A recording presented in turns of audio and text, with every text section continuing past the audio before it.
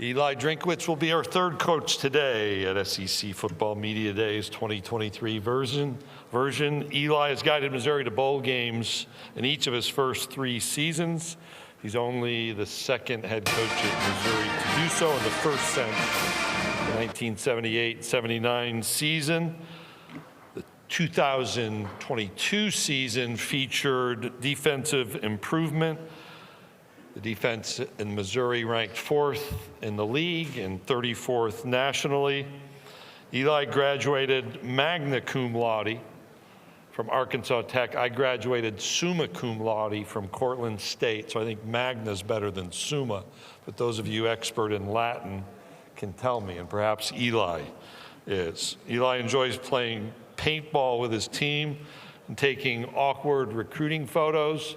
I only read that which is shared with me. University of Missouri head football coach Eli Drinkwitz, magna cum laude.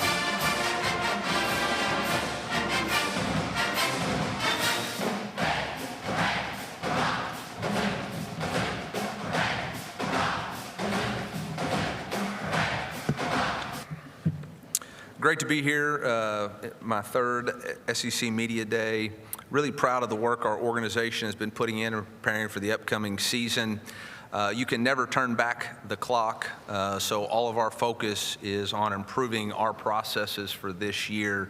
No matter how close our outcomes were last year, it's all about what we're trying to accomplish and prove this year. In the new normal of college football, you first got to rebuild your roster. And you've got to do that every year starting in December. And the first way to do that is through roster retention. I'm really proud of our staff, organization, and culture that we've created, that we return 18 starters from last year's team. That means that those guys believe in our process, they believe in their improvement, they believe in the opportunities that they have at the University of Missouri. And it first starts there. And then you work on adding it through your signing classes, through your high school signees, through your junior college, and then through the transfer portal. We believe we've built a very competitive roster. We have over 32 players who have started 4 or more games in their college careers in Division I football. And so we believe that we've added the competitive depth necessary to do the things that we need to do for this year. You know, we have most of our production returning on the defensive side of the ball, and that first starts with our defensive staff, led by Blake Baker, our defensive coordinator. We return our co-defensive coordinator, DJ Smith, our assistant head coach, secondary coach Al Pogue, our defensive edge coach Kevin Peoples, and our defensive tackle coach Al Davis. Those guys have done an outstanding job with establishing our identity of wreaking havoc in death row defense, and we're very appreciative of those guys staying apart. You know, I've always heard that to be good on defense, you got to be strong up the middle. At the defensive tackle position, we return all 5 of our key contributors at the defensive tackle position, starting with Jaden Jernigan, Realist George, Christian Williams has had an outstanding summer, Josh Landry. We've got 2 younger guys, Marquise Graciel and Jalen Marshall, who are really working to become the players that they want to become. Darius Robinson, who started for us last year on the interior, provides position flexibility. He's here today representing the University of Missouri as one of our players. He's going to slide out and play some edge position as well as play the interior defensive tackle position. Defensive edge is probably the position that we have the biggest question marks on our defense, but feel like we've answered those questions. Johnny Walker, who has been with our program going on 4 years, was in that initial recruiting class that I've had, has really bought into Coach Russell's strength program and Liz Stewart's nutrition program, has done an excellent job adding weight, 262 pounds right now, the fastest he's been. Him and D-Rob, Darius will play our edge position. They'll be in competition with some transfers. Joe Moore, whose dad is a all-time leading rusher at the University of Missouri. Niles Gallery, Austin Firestone transfers, guys who can contribute. We have 2 freshmen, Ja'Kai Lang, who played all spring, and moved DJ Wesselock, who played linebacker for us last year, back to his most natural position, which is defensive end, and then Serene, Those guys look to contribute at the DN position. At linebackers, we got 2 veteran linebackers, both with over a career 100 tackles, somewhere around the combined 250 tackles, 34 tackles for loss, 10 sacks between Tyron Hopper and Chad Bailey, 2 SEC-proven guys. But we've now added some depth. Chuck Hicks, who was injured all last year, returns in a junior college transfer country, as we call him. But Tristan Newsome, along with Damian Wilson, Brayshawn Littlejohn, and Will Norris are our linebacker core. At the corner position, we've got Chris Abrams-Drain and Ennis Rakestraw both returning. Very excited about the amount of production. Both of those guys combined had 25 pass breakups last year. Chris is just an outstanding young man, was in that initial recruiting class that I assigned at the University of Missouri, started as a wide receiver, made the move over to defensive back in the last game of the season, his freshman year, and hasn't looked back from that point on. Has been an excellent player and contributor, but he's an even better teammate, works extremely hard. He's a great father to his son, Kylan, and very excited about what kind of season he can have. My first viral moment as an SEC head coach, which I've had a few, was when we got Ennis Rakestraw to sign and commit. Ennis is going into his 3rd season starting for us, and has added, weighs 193 pounds, has added muscle, great work ethic, been a leader for our football team. But even more than that, he's a 4.0 student, and very proud of what he's doing. We've added, continue to add depth and competitive depth there, but we do have Drayden Norwood, who plays corner for us from Arkansas, Fort Smith, Arkansas, is our 3rd corner. Actually had an interception against South Carolina last year, so feel very strong about the corner position. Lastly is our safety position. Both our safeties have over a career 100 tackles apiece. J.C. Carlisle was again in that first class that we recruited. Has 3 interceptions last year, I think, which tied him for 2nd for returners. Joseph Charleston over 100 tackles. Dalen Carnell, ball hawk, had 3 interceptions and multiple fumble recoveries. We added 2 transfer safeties from the state of Florida. Trevez Johnson from the University of Florida, and then Sidney Williams from Florida State.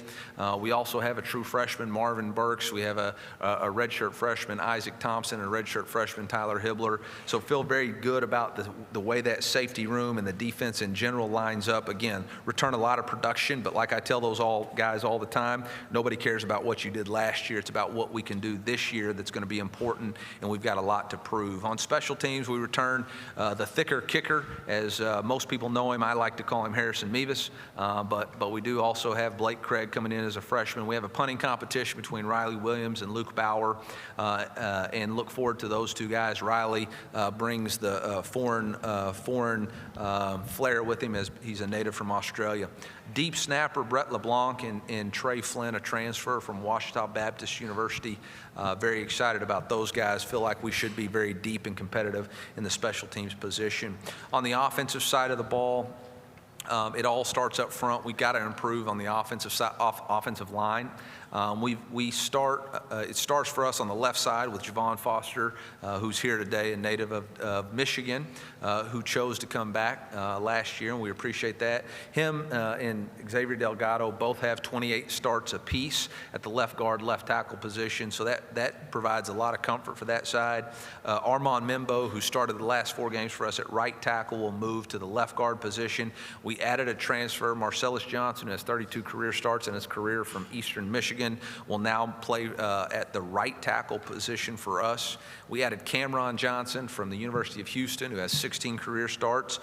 He'll battle with Connor Tollison at the center position and or the right tackle or left guard or right guard position. Every position's open for competition. But we've also got a lot of guys who are competing for any playing time. Val Erickson, Makai Lee, EJ, Mitch Walters, Drake Heismeyer, Tristan Wilson. All of these guys are very capable. Look for Logan Reichert to continue to push for playing time, and there's an open competition for every position. We got to protect the quarterback better from last year, and we've got to be more effective on first and second down running the football in order for us to efficiently score points. The running back position, we return our top 2 rushers and Cody Schrader. What a story Cody is. Cody's a transfer to us. He started at Truman State and walked on for us last spring. He does everything right. He's a graduate of our university, is there 7 days a week, works extremely hard as a social media influencer through his workouts, but he is a tremendous story to go from a walk-on to the leading rusher at the University of Missouri and to be the leader that he is. I'm very proud of Cody. We returned Nate Pete. Nate, he was the fastest offensive player that we have on his time 40s. Very excited about what he can contribute. And then we've got 3 other guys who are going to be contributing for us. Jamal Roberts, Michael Cox, Tavares Jones. All of those guys at the running back position have an opportunity in fall camp to prove who is going to be the guy who, number 1, can protect the quarterback, 2, create explosive plays with their feet, and then 3, can consistently secure the football and catch the ball out of the backfield. At tight end, we returned Tyler Stevens, Max Wisner, and then we've added 2 true freshmen, Brett Norfleet and Jordan Harris. I look forward to that position to continue to grow. Our wide receiver room is the deepest position with great competition there. We moved Luther Burden from the X position to the slot wide receiver position with the transfer of Dominic Levitt, who was first-team All-SEC, to another school. That allowed us to move Luther and Mekhi Miller into that slot position, and look forward to those guys being very good and comparable to what we've had in the previous years at that position. Theo Weiss and Mookie Cooper, 2 excellent upperclassmen, along with Danish Jackson. Those guys provide speed and toughness and experience. Jermaine Wayne, Demarion Houston are guys who look to contribute. And then we've got 3 true freshmen, Josh Manning, Marquise Johnson, and Daniel Blood. Not only will this group contribute on at the wide receiver position, blocking on the perimeter, catching balls, creating explosive plays, but I look for this position to contribute on special teams as well and embracing their role and doing whatever it takes to win. And I think that sums up everything. Quarterbacks. At the quarterback competition, Brady Cook was our starter last year. Brady was injured throughout the spring and looks to be returning to form. Look forward to him coming back, and he's going to have his hands full holding on to that position with Sam Horn and Jake Garcia. Both of those guys are very competitive. In fact, they played in the 2020 state championship game in the state of Georgia, Collins Hill versus Grayson, I believe. Jake reminds us that he got the win that year. Sam reminds us that the next year they went undefeated and won it as his senior year. So all 3 of those guys have their own strengths and college experiences. Dylan Leibel, a transfer, junior college transfer, is also competing for that job, and we look to have a very strong competition at the quarterback position. That is probably the most efficient roster update that I've ever provided, and I tried to kill as much time as I possibly could so that I would not answer any question too crazy today and trend on Twitter. So let's see how we did. All right, so with that, I'll open it up for questions. We do have a little bit of time for sure. Yeah, I was hoping we didn't, to be honest. All right, Avery, Kinsey, and Jim have microphones. If you have a question, please raise your hand. We'll get, I think Coach is helping me point out Bob Holt right here in the second row. Oh, Gus called me last week, told me I got to make sure Bob gets the first question. Okay, well, I appreciate the confidence. You're bringing in an offensive coordinator. I assume he's going to call the plays. How tough a decision was that? What went into that? And if you're not calling the plays, how tough is that for you to give that up? Yeah, we have a sign in our team room says embrace your role, put the team first.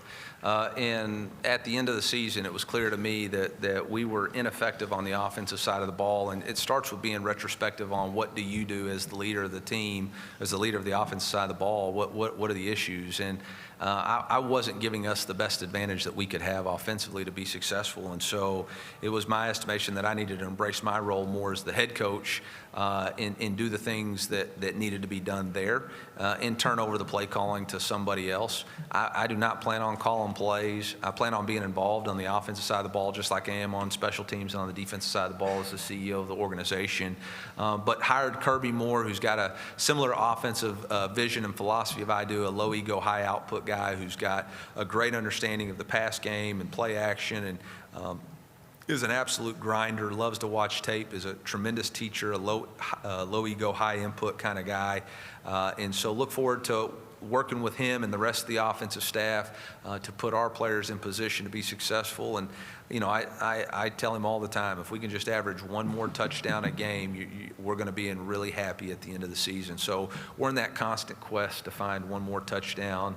But I have no qualms about handing it over to somebody and feel like that Kirby will do an outstanding job for us.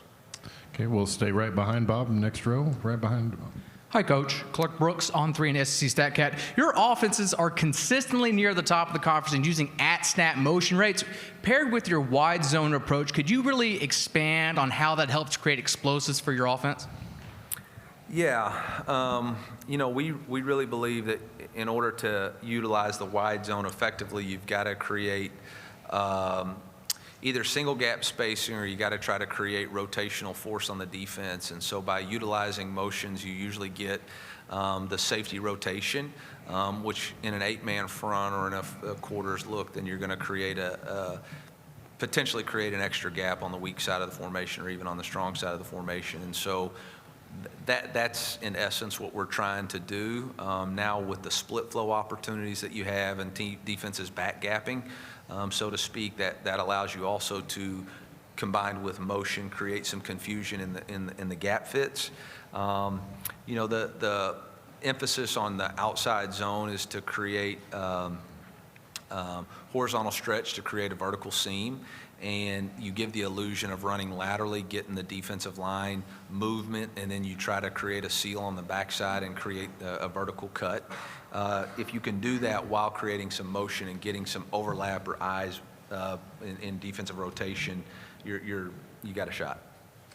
Coach, we'll go to your middle section on the right, about halfway back. Yeah, Coach, Brooks Austin, Dogs Daily. I think I looked on your roster. I think there's a dozen kids on your roster from the city of St. Louis. How important is it to recruit that city and that area in your state? And what'd you learn about your football team last year, giving Georgia a pretty close scare right there? Yeah, we believe in the best players playing for their home state schools. Not only is that a benefit of the opportunity for their families and their people to get to watch them play, but it's also a benefit for them to build their brand. You're never more marketable outside of your own home footprint, as seen by what's occurred with Luther Burden and his branding opportunities, and even our defensive players creating their own pizza brand and several other opportunities there. Obviously, St. Louis for us so far has been a very good area for us, but we're also very adamant in recruiting Kansas City, two very large top 50 metropolitan areas, top 50 media markets, and we've got to control those and own those, pick the best players that we can that fit our schemes and culture to play for us, and we feel like that's how you build a consistent winner. You know, last year, close doesn't count. So I don't really care about how close we played this team or that team. That has nothing to do with what we're trying to accomplish this year. What matters to us is the details and execution to finish on the right side of the game. And so the only thing I learned about our team is that we're resilient in the face of adversity. You know, at 2-4, it could have gone a lot of different ways, but our team battled back even after a very difficult call against Kentucky. Our team still battled and found a way to become bowl eligible, and very proud of the resilience that took. And again, I think the biggest sign to me that we are moving and our team believes in what we're doing is the retention of 18 returning starters on our team, guys that had the opportunity to leave and go play at other places or go pursue their dreams of playing in the NFL, chose to come back and continue their development under our leadership. And I'm very grateful to those guys for that opportunity. Coach, we'll go in the aisle in front of me. Michael, on this near aisle, right in front.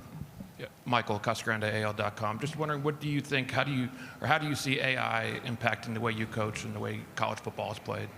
I have no thoughts on AI in college football. All right, we'll go right up here in the front right, front row. Hey, Coach. Jordan Davis, USA Today. You already highlighted the talent you guys have on the defensive line and the edge rushers that you guys already have.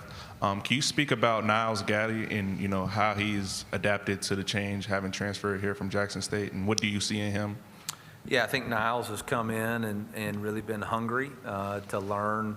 Obviously, there's a steep learning curve, having this being his third school, how we do things around our program in comparison to what he's done in the past. It's different. It doesn't mean it's right or wrong. It's just how we do it here.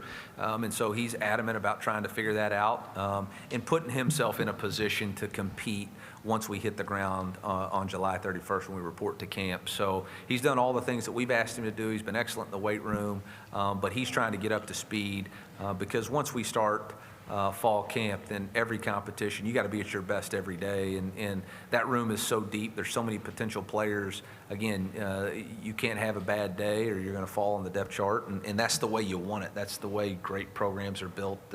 And we're continuing to evolve to that situation.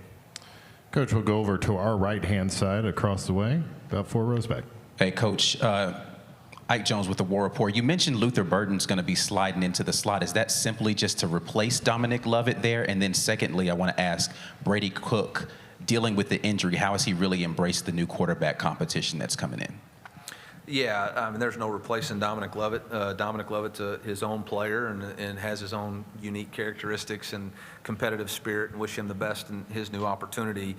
We want Luther Burden to be uniquely Luther in the slot position, a bigger body, a guy who is going to have more free access, different route combinations that he's going to use within Kirby's offense. And him and Mekhi Miller's similarities are going to allow for those guys to play off of each other, where we're not as just dependent on maybe one person, and when that guy's not in, it's definitely not a position or a play to the slot. So excited about that. Was there a second question that I'm forgetting?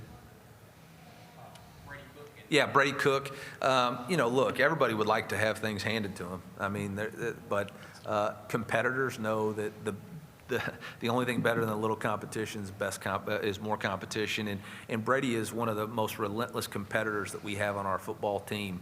He competes every single day, whether it's running the stadiums or how he eats or how he trains. And he's one of those edgers, man. He ain't ever letting anybody get an edge on him. And so that's consequently caused both Jake, Sam, and Dylan to really embrace that competition. And they know they got a long way to go. But the reality of it is we got to complete vertical balls down the field outside of the numbers and push the ball vertically down the field. And we've got to complete them.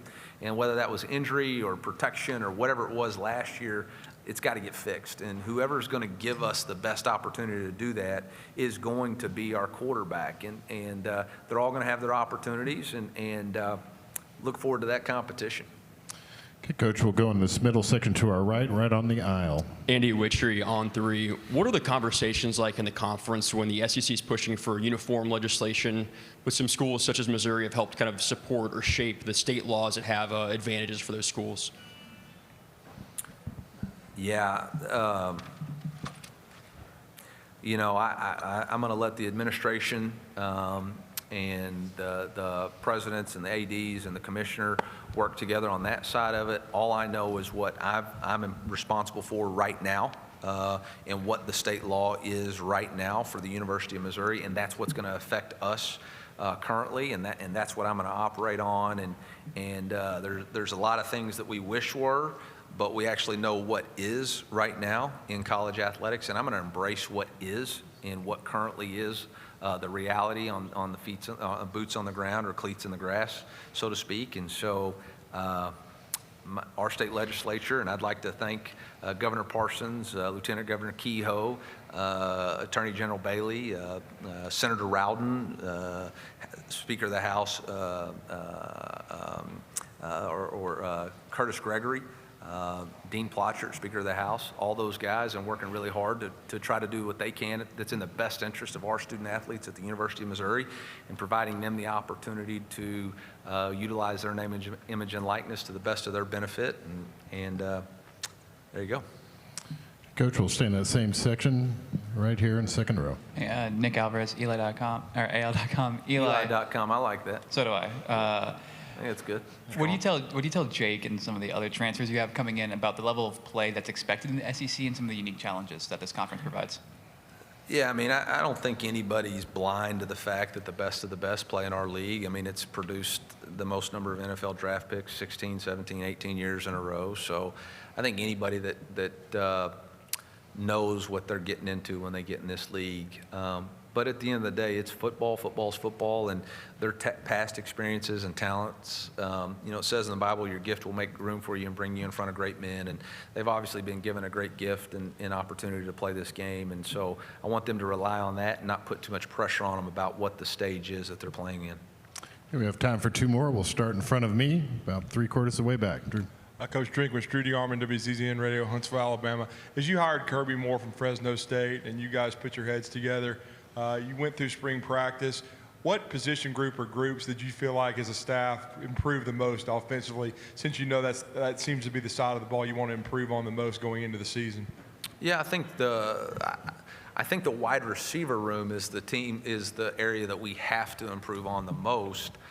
Just because the amount of talent and depth that we have there, and those guys have got to be key contributors.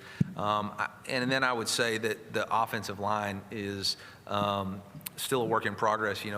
Midway through spring, we lost our offensive line coach. We were able to hire a tremendous offensive line coach in Brandon Jones, and has got a tremendous amount of experience and expertise in what we're trying to do on the offensive side of the ball, and he's transitioned seamlessly. So those guys working together, trying to get our best five in the rotation is going to be critical for us, and it's going to take us a couple of weeks. Obviously, we're going against a tremendous defense, and that competition every day is only making our guys better. But I love the way our guys are attacking, and offensively, there's a sense of purpose, and there's a sense of something to prove for those guys on that side of the ball, and I have a lot of confidence in what they're going to do this year. Coach, we'll take one final question to your right, middle section, all the way in the back. Hey, Coach. Brendan Kerner, Lake Oconee News. But you talked a little bit about Sam Horn earlier. He's a dual sport athlete who plays baseball for y'all as well. How would you say that's helped him on his football journey, and how does that help him with the competition and the chemistry of that quarterback room? Yeah, obviously, I think Sam going out there, he was injured about, I think maybe his fourth opportunity to throw, but he went out there versus TCU and threw three innings at about 95 to 96 off the mound. I think that confidence in his ability, that ability to go out there and use his natural talent to play at an elite level, has translated over to the football field. When you come in and you're learning and you're unsure of yourself and you're not getting maybe the game reps that you wanted to, maybe there's some am I really going to be good enough? And then he goes over in baseball and goes out and is throwing that thing 95, 96 for 3 innings. I think he realized, I've got the ability. I've just got to put it all together. And it wasn't just about the natural talent. Sam is a naturally talented young man. It was about everything else off the field, whether it's controlling his diet to make sure that his diabetes is under control, making sure that his weight was adjusted, making sure he's getting the sleep, making sure his grades are right. The best players have low drama lives off the field, and Sam's not a drama guy. Don't make that assumption. But he just getting the grades, adjusting to college athletics, learning. I think this spring having to have that baseball, football, spring football, all that together has really caused him to really get a focus. And he has really been, he had a great spring and tremendous summer, and look forward to seeing what he does when his opportunity is presented to himself in fall camp. Coach, thank you for your time this afternoon. MIZ.